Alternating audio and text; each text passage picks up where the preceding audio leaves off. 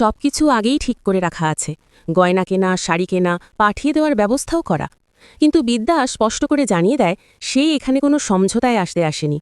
রাজনীতির স্ত্রী হিসেবে তাকে সবাই মেনে নিলেও বিদ্যা যেন এই সম্পর্কের ভেতরে নিজেকে মানিয়ে নিতে পারছে না। রাজনীতির কাকিমা ফাগুনের জন্য কেনা শাড়িটাই বৌভাতের অনুষ্ঠানে পরতে বললে বিদ্যা সোজাসাপটা বলে দেয় অন্য কারোর জন্য কেনা জিনিস ব্যবহার করার অভ্যাস তার নেই। কথাটা যেন ঘরের ভেতরের চাপা ক্ষতগুলোকে আরও স্পষ্ট করে তোলে। রাজনীতির বোন খোঁচা দিয়ে বলে, রাজিত চ্যাটার্জির বিয়ের কার্ডে তো এখনও ফাগুনের নামই জলজল করছে, কোথাও বিদ্যা ব্যানার্জির নাম নেই। এই কথায় রাজিতের মা পরিস্থিতি সামলাতে চেয়ে সবাইকে চুপ করতে বলেন। এরপর শাশুড়ি বিদ্যাকে বিশ্রাম নিতে বললে কাকিমা আবার গয়নার প্রসঙ্গ তোলে। এত আধুনিকা পড়াশুনো করা বউয়ের এসব লাগবে না বলেই যেন খোঁচা।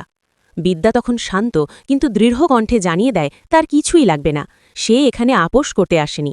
রাজিতের মা তাকে রুক্ষ বললে বিদ্যার শেষ কথাটা যেন পুরো দৃশ্যের সার কথা হয়ে ওঠে। ক্ষমা চাইতে গিয়ে সে বলে পরিস্থিতিই তাকে রুক্ষ বানিয়েছে। এই পর্বে স্পষ্ট হয়ে যায় বিদ্যার লড়াইটা শুধু একটি সম্পর্কের নয়, নিজের আত্মসম্মান আর অবস্থানের।